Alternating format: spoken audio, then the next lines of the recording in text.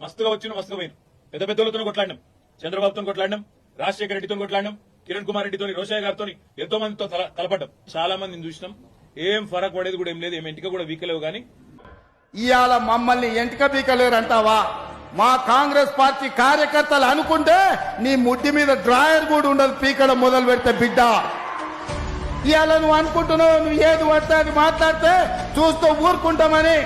చూస్తూ ఊరుకునేటోడు ఎవరు లేరు. నేను పెద్దల గారిలాగా కాదు, నేను రేవంత్ రెడ్డిని బిడ్డ. అంగిలాగు ఊడదీసి నువ్వు మాట్లాడే లబ్కోర్ లభంగ మాటలకు చెర్లపల్లి జైల్లో చిప్పకూడు తినిపిస్తా బిడ్డ. నువ్వు అనుకుంటున్నావేమో. ఆనాడు చెప్పినా ఈనాడు చెప్తున్నా, నువ్వు పేదలకు డబుల్ బెడ్రూమ్ ఇల్లు కట్టియలే. నేను మాత్రం నీకు తప్పకుండా డబుల్ బెడ్రూమ్ ఇల్లు కట్టిస్తా చెర్లపల్లి జైల్లో.